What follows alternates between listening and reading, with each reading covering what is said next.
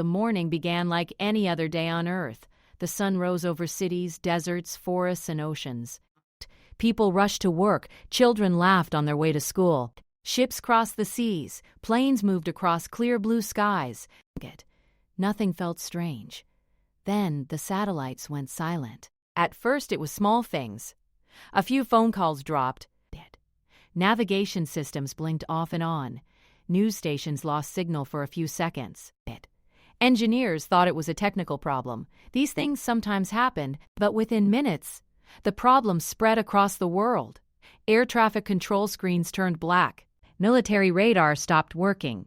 Internet cables carried nothing but empty signals. Even the backup systems began to fail. It was as if something had placed a giant hand over the planet and squeezed. In a large control room under a mountain, General Marcus stood in front of a wall of dead screens. He was a tall man with calm eyes, but even he looked troubled.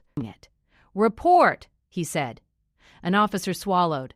"The boy got to send up in the back end," he said to his spire. "All satellites are offline, not destroyed, just frozen. They are still there, but they are not responding." "Cyber attack?" Marcus asked. "No, sir. This is not human."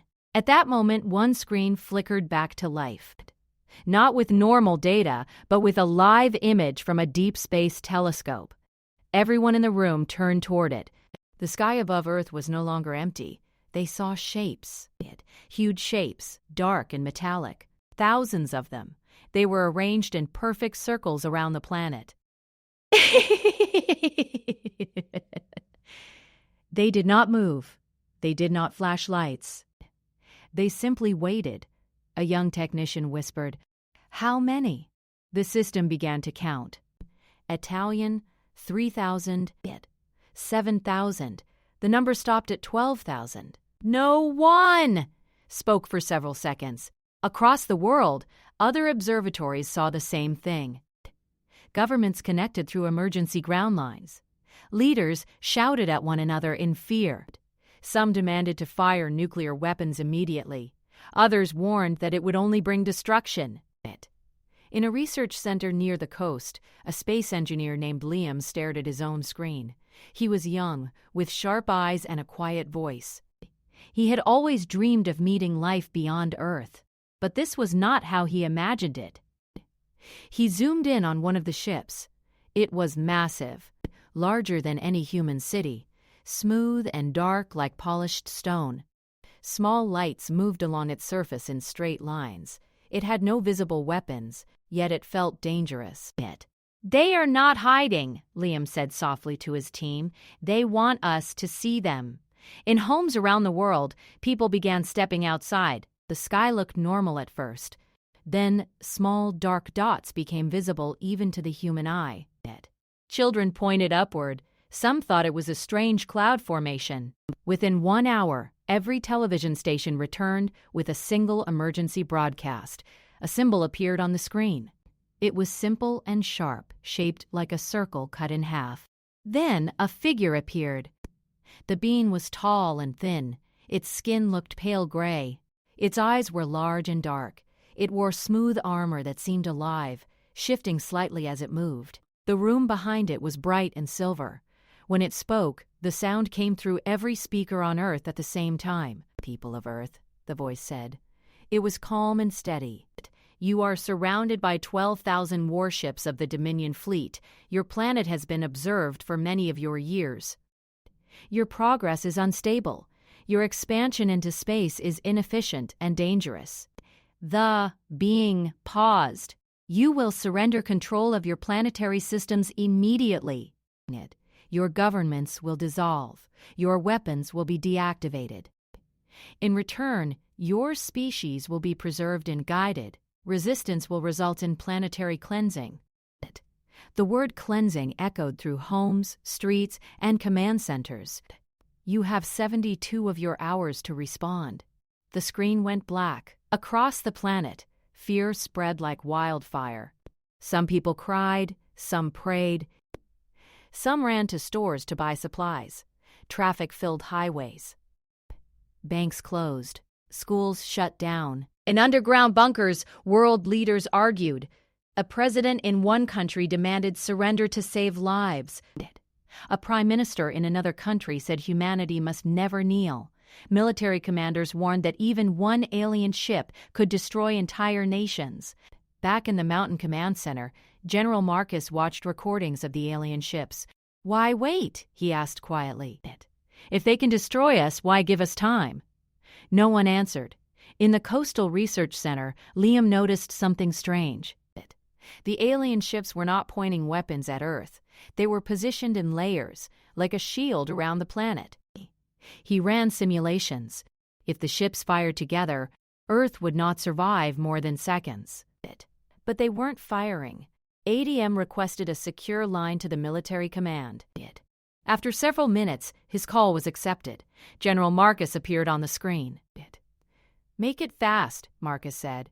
"Sir," Liam replied, trying to keep his voice steady, "I do not think they want to destroy Earth." Marcus narrowed his eyes. "Explain." "Their formation is defensive as much as offensive. They are blocking outside access. It is like they are protecting something, or preventing something from reaching us." Marcus studied him. "You are saying the fleet is not just here to attack?" "Yes, sir." "If they only wanted surrender, they could show force by destroying the moon or one uninhabited area. They have not done that. They are careful." Marcus turned to his advisors. Some shook their heads. Others looked thoughtful. "Continue watching," Marcus said. "Report anything unusual." As the first day passed, smaller alien craft began moving between the larger ships. They glowed faintly blue as they traveled. Astronomers noticed another strange detail. The fleet was linked by thin beams of energy, invisible to the eye but clear on advanced sensors. Each ship was connected to others in a massive network. They were sharing power. They were acting as one system. Late that night, a civilian programmer named Omar sat alone in his apartment. While others panicked, he studied raw signal data from public observatories. He believed that even advanced aliens would leave patterns. After hours of searching, he found something odd. A signal was bouncing between the alien fleet and a location near Earth. Not the surface. The moon! Omar leaned closer to his screen. The signal was weak and hidden behind other transmissions. But it was there. "What are you doing up there?" he whispered. On the second day, food shortages began in large cities. Power grids struggled as people overloaded systems. Rumors spread of riots in some places. The alien fleet remained silent. Another broadcast came exactly 24 hours after the first. The gray figure appeared again. "Your time decreases," it said calmly. "Surrender ensures survival. Butter, you know it's important to know upsetting. You are not prepared for conflict." Images flashed behind it. Planets burning. Cities in ruins. Strange creatures kneeling before alien soldiers. Then the screen went dark again. In the command center, anger replaced fear. "They are showing us examples," one officer said. "Or warnings," another replied. General Marcus folded his hands behind his back. Fear is their weapon. He turned to his communications team. "Send a reply." "What message, sir?" Marcus paused. "Tell them Earth has received their demand. Tell them humanity is discussing its response." The message was transmitted through every working channel. For the first time, the alien fleet responded directly. For the first time, the alien fleet responded directly. A single line of text appeared on military screens. "Discussion is inefficient." Then silence again. That night, Liam could not sleep. He returned to his lab and studied the fleet pattern once more. He overlaid older space maps. Something caught his attention. The alien ships were not just surrounding Earth. They were positioned at key points of gravitational balance around the planet, as if they expected something to push against them. His heart beat faster. He sent a secure message to General Marcus with his findings. In the early hours of the third day, Marcus stood alone in the command room. He watched the dark shapes on the screen. 12,000 warships. Waiting, not attacking, not leaving, it, just watching. An aide approached him, said, "Sir, public opinion is divided. Some nations are ready to surrender. Others are mobilizing forces." Marcus nodded slowly. "And you, sir?" the aide asked. Marcus looked up at the image of the fleet. "They told us to surrender," he said quietly, "but they have not shown us everything." At that exact moment, alarms sounded in the room. A powerful energy surge had been detected near the moon, the same location Omar had discovered. The alien ships shifted slightly in formation. For the first time since their arrival, they moved. Every screen focused on the moon. Something was glowing beneath its surface. The alien fleet was not only surrounding Earth, it was guarding something hidden in the darkness of space. And whatever it was, it had just awakened. The world held its breath. After the first 3 days, humanity had seen the alien fleet, 12,000 massive warships surrounding Earth, and had survived without a single attack. People everywhere were confused and afraid. Leaders argued constantly. Some thought surrender was the only way to survive. Others refused, even if it meant death. Amid the chaos, a small group of people quietly worked on something that could change everything.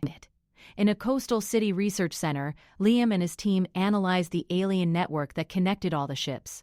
The energy beams linking the fleet fascinated him. They shared information, power, and perhaps even thoughts. It was not just a fleet.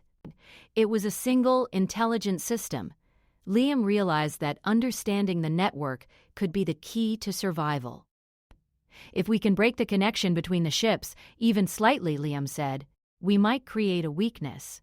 Elena, a scientist in the group, shook her head. "But we have no technology to interfere with something so advanced. If we fail, Earth is gone." Meanwhile, Omar, the civilian hacker, worked from his apartment. The signal he had discovered near the moon had not stopped. It pulsed faintly, hiding behind the alien transmissions. He spent hours decoding it, finding patterns and hidden instructions. "They are not just watching Earth," Omar said to Liam through a secure channel. "They are monitoring something on the moon. There is a structure buried under the surface. It is old. Very old." Liam's eyes widened. "Old? How old?" "I cannot tell yet," Omar replied. "But this signal is not theirs. Someone else built it." General Marcus gathered the small team in a secure underground command center. Maps of the fleet, satellite images, and energy readouts covered the walls. The team debated every idea, every possible approach. Some argued for a direct military strike, but Marcus knew that was suicide. Instead, they decided on a stealth mission to the moon. It was risky. Human spacecraft were not prepared for alien detection, and the fleet's sensors were advanced. But it was the only chance to understand the secret behind the fleet. The team prepared a small craft equipped with the best technology available. Liam, Elena, and Omar would go. A small robotic assistant designed by Elena would accompany them, carrying tools and instruments for the mission.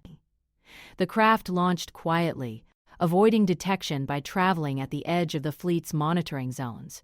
The journey to the moon was tense. The alien ships were visible in the distance, glimmering faintly in the sunlight. No weapons fired.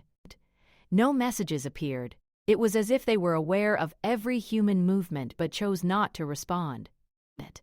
Liam stared at the black expanse of space, feeling both fear and excitement. Humanity had never faced anything like this before. When they landed on the moon, the landscape was familiar but alien in its silence. Craters and rocks stretched for miles, untouched by humans for thousands of years. They moved carefully, their footsteps stirring dust that had settled for centuries. Omar directed them toward the signal source. It led them to a large crater with an unusual geometric shape. Beneath the surface, they found a hidden entrance. It was sealed by a material that did not match anything on Earth. Elena tested it with energy pulses, and the door slowly opened with a low hum. Inside, tunnels of smooth, silver-like walls stretched out in every direction. Strange symbols decorated the surfaces. glowing faintly as if recognizing their presence. "This is incredible," Liam whispered. "Who could have built this?" The team moved carefully, scanning everything. They discovered a central chamber containing a large control interface. It was not like a computer, but more like a living machine. Energy flowed through it like veins, connecting to nodes spread across the lunar structure. Omar approached and touched a glowing panel. Immediately, data streamed into his mind. He saw images of ancient civilizations, advanced technologies, and spaceships traveling across the galaxy. He realized that the civilization that built this had faced the same threat Earth was now facing. Elena connected herself to another interface. Her body stiffened, and her eyes glowed faintly as information flowed into her mind. She saw the alien fleet from another perspective. They were not simply invaders, they were part of a larger system of control, monitoring every world with technology far beyond human understanding. Liam studied the structure's energy nodes. "This system can defend Earth," he said. "But it requires cooperation. It reacts to how a species works together." The team understood the challenge. They could activate the defense system, but it would test humanity. The ancient creators had built it not to destroy, but to judge it. Only if humans worked together could they access its full power. Back on Earth, the alien fleet began subtle maneuvers. Smaller ships moved between the larger warships, testing Earth's defenses. People noticed strange flickers in the sky and sudden changes in gravity readings. Fear spread again, but so did curiosity. Some began to understand that the aliens were not simply attacking, they were observing. In the command center, General Marcus coordinated a worldwide effort. Nations shared intelligence and resources more openly than ever before. Rivalries faded as the world united against a common threat. Engineers worked day and night, designing ways to complement the lunar system's energy network. Military forces adjusted strategies based on new insights from the moon signal. As the team continued their work underground, they uncovered more about the ancient civilization. It had once thrived across the solar system, but had been destroyed by the very same alien empire that now surrounded Earth. The creators had left the defense system behind, hoping that one day another species would rise to the challenge. Liam examined the patterns linking the fleet. "They are reacting to us," he said. "They know we found this place. They are testing our response." Suddenly, the lunar interface flashed a warning.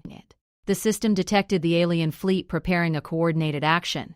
It was a limited strike, designed to test the shield the ancient system could provide. Elena braced herself as energy flowed through her. She felt the strain of the alien system. It was not violent, but it was demanding. It required her to think clearly, to work with the system, and to understand humanity's potential.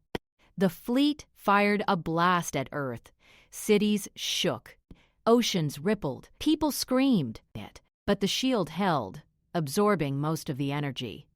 The system had bought time. Earth was not safe, but it had a chance. The team realized that the next step was critical. They had to understand the network fully, to activate the defensive capabilities completely. It was dangerous. One mistake could alert the aliens and invite destruction, yet it was the only hope. Meanwhile, Omar decoded more signals. He discovered that the fleet was not just monitoring Earth. It was maintaining a controlled perimeter, ensuring that humanity could not reach deeper space without detection. The ancient system could disrupt this network if activated correctly. Liam, Elena, and Omar coordinated with General Marcus. They shared findings and developed a plan to activate the full defense system, linking Earth and the lunar network. The world watched, hoping and fearing for what was to come. On the fourth day, the first human-made probe was sent through the moon's hidden tunnels, testing the network. The alien fleet responded, moving faster in formation. It was clear they had noticed it. Yet they did not attack fully. They seemed cautious, as if waiting to see the outcome. As the sun set on the fourth day, the team gathered in the lunar chamber. They were exhausted, but the path was becoming clear.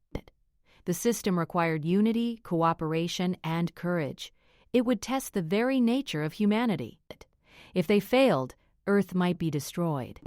But if they succeeded, they would have a chance to defend themselves and perhaps even change the course of the invasion. The part ends with a faint glow spreading across the lunar surface, signaling that the system was beginning to awaken. The alien fleet observed from above, its thousands of warships poised and silent, waiting to see what humanity would do next. The first strike came at dawn on the 5th day. The alien fleet, 12,000 strong, finally made its move. Thousands of smaller ships fired coordinated energy pulses at Earth. The pulses slammed into the atmosphere and oceans, creating waves and storms that rocked cities. Buildings trembled, bridges shook, and people screamed in panic. Yet the shield that Liam, Elena, and Omar had begun to awaken in the lunar ruins held. It bent and absorbed most of the energy, sending flashes of light across the sky. In the underground command center, General Marcus watched the destruction through satellite feeds. He clenched his fists. "They are testing us," he said. "They want to see if we survive." Military officers tried to respond, but their weapons were useless against the alien fleet. Missiles exploded harmlessly against invisible barriers. Fighter jets were stopped mid-air by energy fields they could not penetrate. Humanity had never faced anything like this before. "On the moon," Elena continued, interfacing with the ancient system. Her body trembled as she absorbed information at a speed no human mind was meant to handle. She could see the fleet from a new perspective. The ships were not random in their movements. They were coordinated, but they were cautious. It was almost as if they were aware of the awakening system beneath the moon. Liam and Omar worked to stabilize the energy nodes. The system had a mind of its own. It responded to emotion, cooperation, and logic. Any doubt or fear weakened the power flow. Liam felt the strain as they tried to align the lunar network with Earth's defenses. Omar's decoding work became more critical than ever, sending real-time instructions to the control panels, translating the alien signals into usable patterns. Back on Earth, the first wave of destruction subsided. Cities were damaged, but most major structures stood. People looked up at the sky, stunned. Many began to hope that the stories of unstoppable alien fleets might be exaggerated, but fear was still strong. Governments tried to restore order. Soldiers patrolled streets. Emergency services worked day and night. The team realized that the fleet's caution was their chance. They studied the alien formations and discovered weak points. The ships were linked by energy channels, and disrupting a few key links could create confusion. Liam explained, "If we can break the network even slightly, their coordination fails. We get a small window to act." Elena nodded. "But the system requires more than technology. It needs trust and unity. Humanity must act together." The ancient data logs revealed the story of the civilization that built the lunar network. It had been powerful and wise, yet it fell to the same invaders. The logs showed how division and fear had weakened them. The invaders had learned to exploit these weaknesses. Liam understood that humanity's survival depended not only on technology, but also on unity and courage. On the 6th day, smaller alien probes moved closer to Earth's surface. They were testing responses, scanning cities, analyzing patterns of human activity. In one city, a young scientist named Aaron realized that the probes were sensitive to emotion and behavior. Groups working together in calm coordination created interference patterns in the probe's sensors. Panic and violence, on the other hand, made the probes more efficient. Aaron reported this to Global Command. Marcus acted quickly, organizing coordinated human efforts across nations. Citizens were instructed to work together, to stay calm, and to follow scientific and civil guidance. The world's focus shifted from fear to action. Meanwhile, on the moon, the team discovered that the shield's energy could not extend to the whole planet at once. They needed to prioritize protection over critical areas. Liam suggested creating moving shields that could follow population centers. Elena interfaced with the system, guiding the energy flow. Omar monitored alien reactions, noting that the fleet hesitated whenever the shield shifted efficiently. The alien commander, observing the shield, sent a message: "You are not meant to reach this level. Cease immediately, or be destroyed." It was calm, but the threat was clear. Humanity had proven capable of unexpected progress. and the aliens had underestimated them. Despite the warning, the team continued their work. They realized that the shield was only a part of the defense. The lunar network contained dormant offensive capabilities. Weapons and energy nodes scattered across the solar system could be activated if humanity showed the intelligence and cooperation to use them wisely. This was not destruction for the sake of power, it was strategic. The creators of the network had designed it to respond to the potential in its users. Liam sent a message to General Marcus. We have discovered offensive nodes, but they are controlled by the lunar system. We need to activate them. Marcus nodded. Prepare for the next step. But know that the aliens are watching every move. One mistake could end everything. As the team worked, they discovered something alarming. The lunar system was testing humanity in a way they had not anticipated. It simulated attacks and responses, measuring reactions and analyzing decisions. The shield's effectiveness depended on human choices as much as technology. Any selfish or reckless act could weaken it. Elena realized that the system wanted proof that humans could rise above fear and division. During one simulation, the alien fleet launched multiple waves of attacks at various points on Earth. The shield adapted, moving energy to protect the most critical areas. Citizens followed instructions carefully, remaining calm and working together. The fleet's energy pulses began to lose effectiveness, as if frustrated by the unexpected human coordination. Erin and her team developed a communication network using signals that mimicked the lunar energy patterns. It allowed humans to coordinate faster than the alien sensors could detect. The system responded positively, increasing the strength of the shield. Slowly, the tide began to turn. The fleet responded with small, precise strikes. A few ships attempted to break through in areas of poor coordination. Cities suffered minor damage, but the shield held. Observers noted that the alien strategy shifted. They were no longer just testing. They were assessing the system's limits and human potential. Omar discovered a hidden signal embedded in the fleet's energy network. It appeared to be a code controlling the coordination between ships.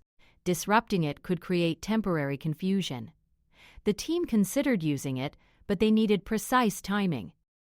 If they failed, the alien network could adapt instantly, making any offensive impossible. On the 7th day, the lunar system signaled readiness for a major test. Elena interfaced fully, feeling the system's energy flow through her. She saw a vision of Earth's surface and the alien fleet. The system was preparing a feedback loop, amplifying human efforts and turning them into defensive energy across the solar system. Liam and Omar monitored every node, making real-time adjustments. Meanwhile, the alien commander realized that the fleet's usual intimidation tactics were ineffective. The humans were learning, adapting, and acting in unison. It sent new instructions to the fleet. Increase pressure, destroy a small city as an example. But as weapons charged, the shield redirected the energy harmlessly into the atmosphere. The fleet was astonished. The humans were not simply defending, they were manipulating the environment. Back on Earth, citizens began to notice small victories. Damage was minimized. Coordination improved. Military and civilian groups worked together for the first time in history.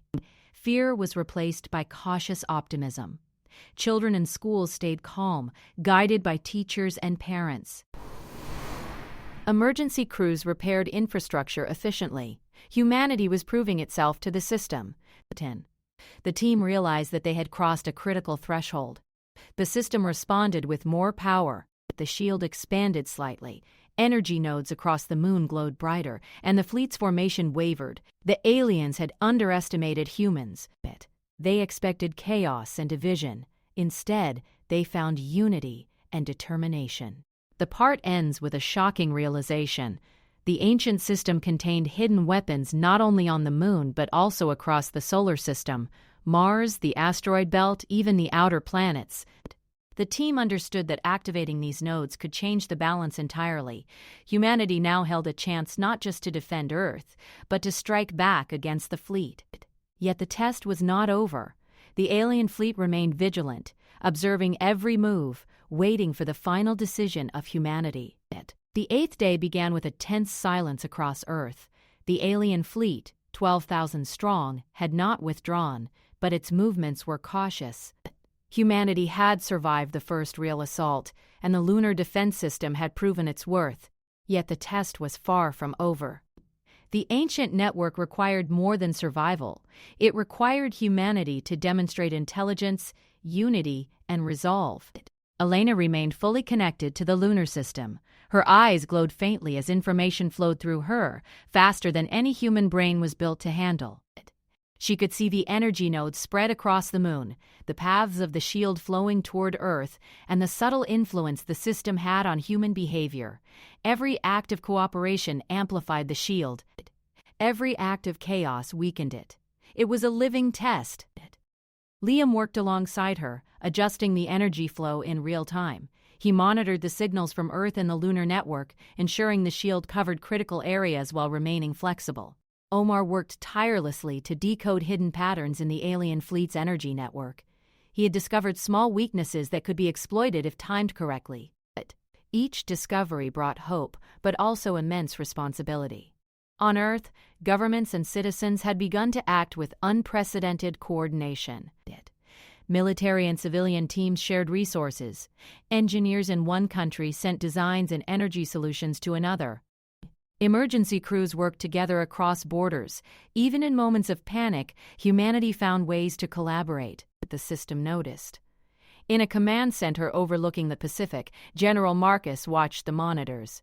The first signs of stress appeared in the alien fleet. Energy beams linking the ships flickered. Smaller craft hesitated in their approach. The fleet had not expected humans to adapt so quickly. Marcus allowed himself a small smile. "They are learning," he said.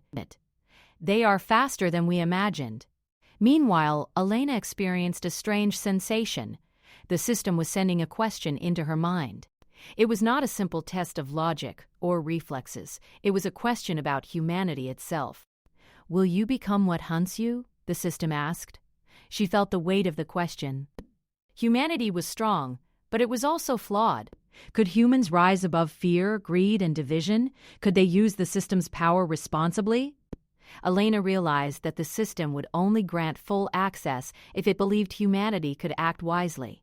On Earth, small alien probes began to test human responses again.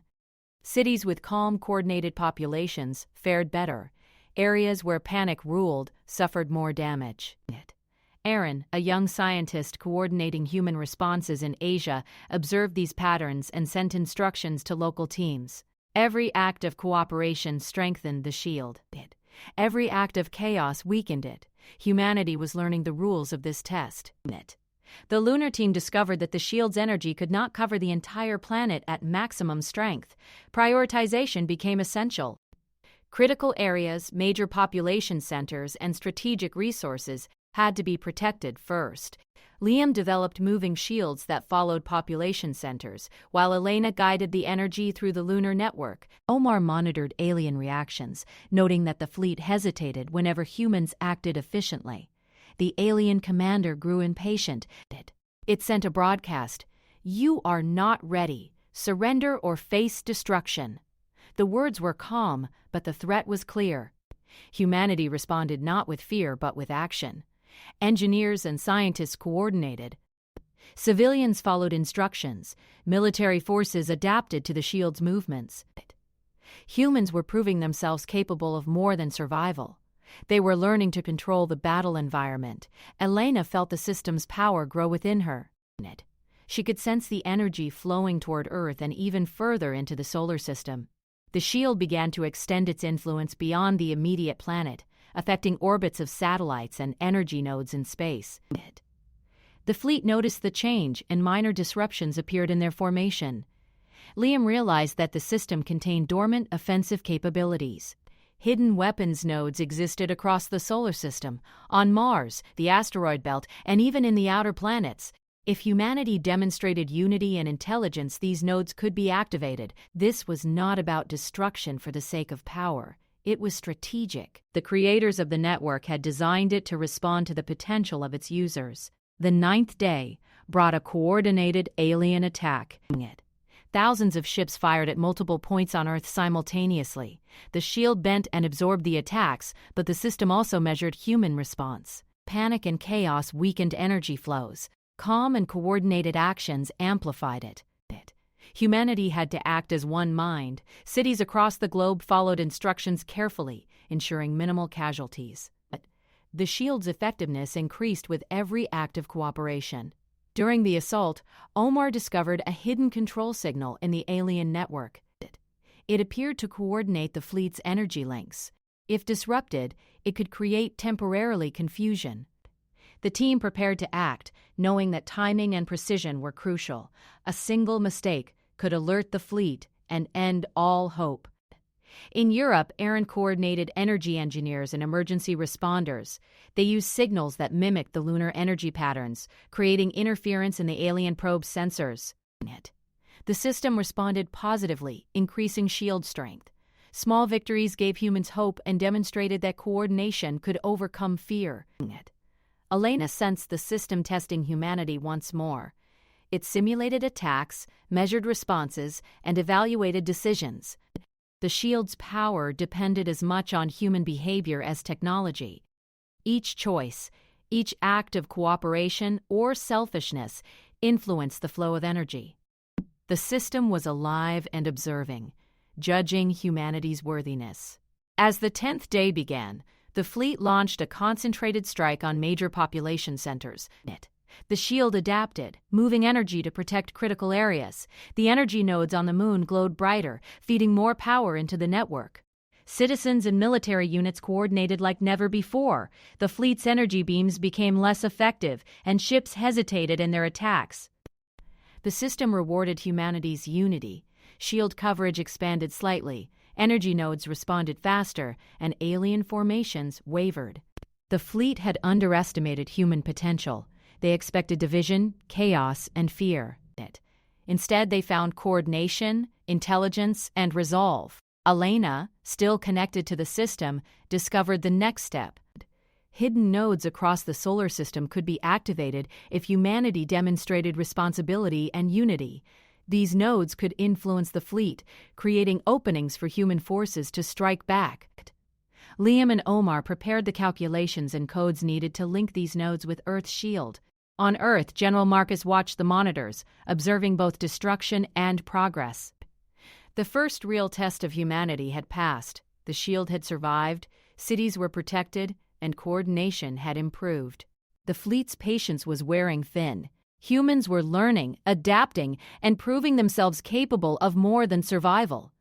The part ends with a faint glow spreading across the lunar surface, signaling the system's readiness for the next phase. The alien fleet observed from above, its massive ships poised and silent. Humanity had passed the initial test, but the ultimate challenge was still ahead. The ancient network awaited humanity's next decision, ready to measure their courage, unity, and intelligence on a scale that would determine the fate of the planet. The 11th day began with anticipation and tension. Humanity had survived multiple assaults from the alien fleet. The lunar system had proven itself, but the team knew that survival was only the first step.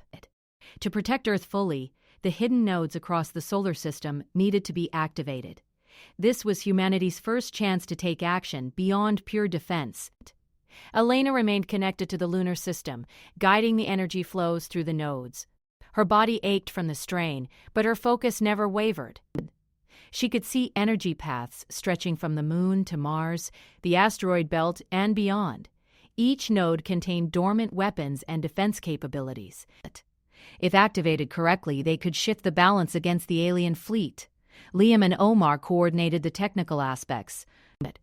Calculations were delicate. Too much energy in the wrong node could cause a chain reaction damaging Earth instead of helping it. Timing was crucial. Signals from the alien fleet were continuously monitored. Every pulse, every shift in formation was analyzed to predict the fleet's next move. On Earth, global coordination had reached new heights. Governments, militaries, and civilian teams shared information and resources seamlessly. The human network was functioning as one organism. Panic and chaos were minimal thanks to Erin and her teams directing communications and energy alignment on the ground. Citizens followed instructions with precision, understanding that their actions directly influenced the shield and system effectiveness. The alien fleet responded to these developments with caution. Smaller probes flew close to cities, attempting to assess the humans' coordination. Yet each coordinated response created interference in the alien sensors, weakening their effectiveness. The fleet's energy channels linking ships began to flicker, and some smaller vessels collided in minor chaos. Humanity had created an unexpected challenge. The lunar system now displayed full readiness for activating the solar nodes. Elena interfaced fully, feeling the immense power and responsibility flowing through her. Liam calculated energy distribution, ensuring each node would synchronize perfectly. Omar translated alien control signals, preparing to disrupt the fleet's network when the nodes were triggered. The first node activated on Mars. Energy surged across the planet, creating a visible glow in its atmosphere. The system's sensors registered the effect instantly. The alien fleet reacted. Ships moved to investigate, but the energy flowed smoothly through the network, expanding outward. The shield around Earth strengthened, and minor disruptions appeared in the fleet's formations. Elena guided the next activation in the asteroid belt. Energy nodes across thousands of kilometers came online, creating a lattice of defensive power. The fleet attempted to counter, but the system's energy interfered with their communications and energy links. Ships experienced temporary losses of coordination. Small explosions occurred as alien vessels collided or malfunctioned. Back on Earth, General Marcus coordinated human forces, preparing for the next phase. Humanity had moved from defense to active engagement. The fleet's previous advantage in strategy and technology was now challenged. Human pilots, engineers, and scientists were learning to integrate with the ancient system, using it to gain insight into the alien tactics. Meanwhile, the alien commander sent a message: "You are not equipped to manipulate forces of this magnitude. Surrender or face annihilation." The voice was calm, but the threat was real. Humanity responded with determination, not fear. Liam and Elena continued activating nodes, while Omar maintained the disruption of alien network signals. Citizens and military forces across Earth coordinated perfectly, following instructions that aligned with the system's needs. Energy surged toward the outer nodes, reaching the distant platforms near Jupiter and Saturn. The effect on the fleet became dramatic. Energy beams connecting the alien ships flickered and misaligned. Some ships fired prematurely or in the wrong direction, while others collided. The fleet's once perfect formation was disrupted, creating openings for human actions. Daniel, a young pilot selected for this critical mission, prepared his squadron for a risky maneuver. They would navigate through a weak point in the alien formation, aiming for a hidden flagship that coordinated the fleet. The ancient system provided guidance, highlighting paths and vulnerabilities. Daniel knew the mission was nearly suicidal, but he also understood its importance. Success could cripple the fleet and provide Earth with an unprecedented advantage. The squadron launched from Earth's orbit. Human and system coordination was perfect. Energy nodes from Mars, the asteroid belt, and the outer planets amplified their speed and protection. The fleet attempted to intercept, but misaligned energy links and disrupted communication caused confusion. Daniel's squadron slipped through the fleet's outer defenses, heading directly for the flagship. Back on the moon, Elena and Liam monitored the mission closely. Every action, every energy pulse, and every node's response was critical. The system fed them real-time feedback, guiding human forces while assessing the alien response.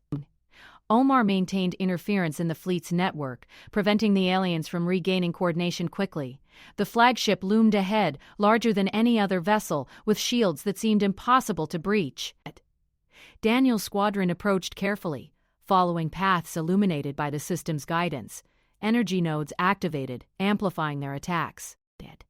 Missiles and plasma projectiles fired precisely, striking weak points. Shields flickered, and explosions tore through sections of the ship. The alien fleet responded with desperation.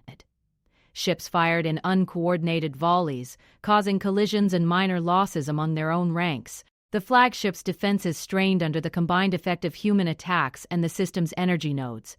Daniel and his squadron maintained focus, pushing forward despite losses. The mission was nearing its climax.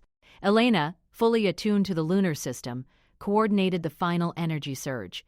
The network's nodes activated in unison, directing concentrated power toward the flagship. Energy flowed like a river, cutting through the alien ship's shields.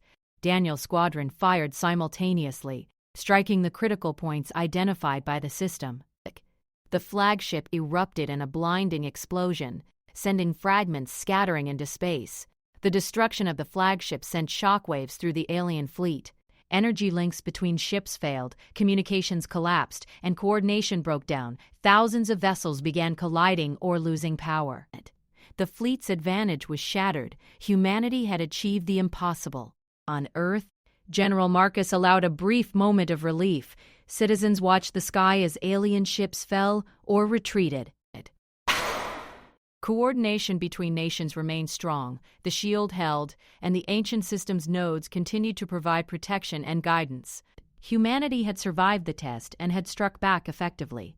Elena, Liam, and Omar finally disconnected from the lunar system. They were exhausted but elated. They had activated the solar nodes, disrupted the alien network, and set the stage for humanity's counterattack. The alien fleet, now weakened and disorganized, was forced into retreat or defensive maneuvers. Humanity had not only defended Earth, but had gained the upper hand. The part ends with the realization that this victory was only the beginning.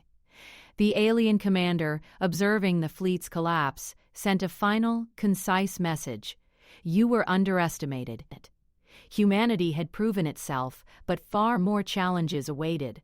The solar system was no longer a passive stage. It had become a battlefield where humans had shown they could fight, adapt, and triumph. The 12th day dawned with cautious hope.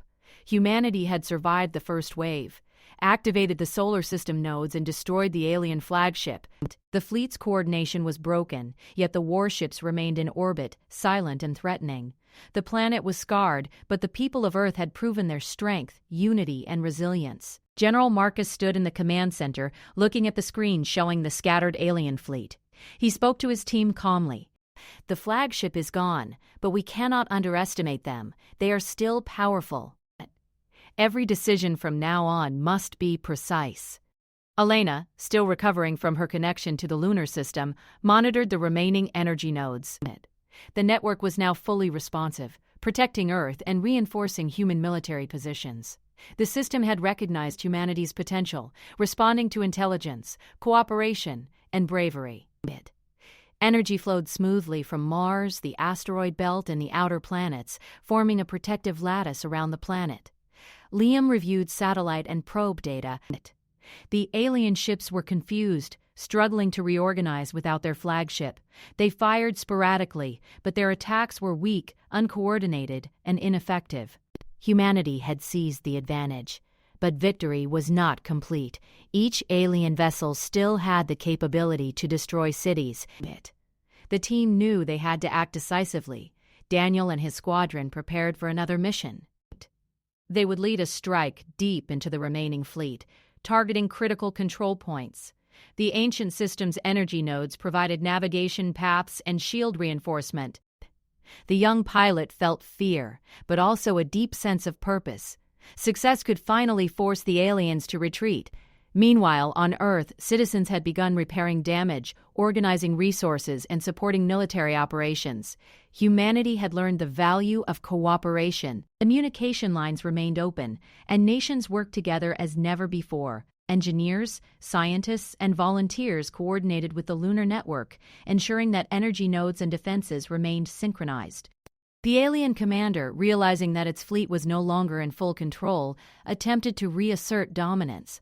A calm but threatening broadcast reached Earth. You have shown unexpected strength. Cease your resistance and surrender, or be destroyed completely. The words appeared on every screen on the planet. People froze for a moment. Some whispered fearfully. Others clenched their fists, determined. Marcus responded immediately. Show me our huts, miss the kitchen. Prepare a global broadcast, he said. Let them know humanity does not surrender. Across the world, screens flickered, and a single message appeared from every communication network. We do not surrender. Its ships hovered, unsure how to respond to such defiance. The energy nodes responded, strengthening shields and creating safe corridors for human forces. Yet, The system seemed to anticipate alien movements, giving humanity the edge in the coming confrontation. Daniel's squadron moved toward the remaining fleet. Small energy pulses from the lunar and planetary nodes protected them, guiding their trajectory. Missiles and plasma projectiles, amplified by the network, struck critical points on alien ships, causing destruction without losing human lives.